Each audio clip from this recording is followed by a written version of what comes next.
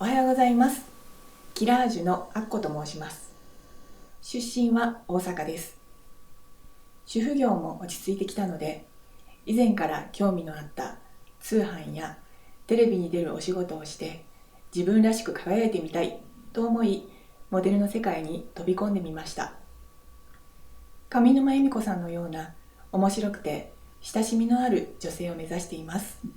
どうぞよろしくお願いいたします。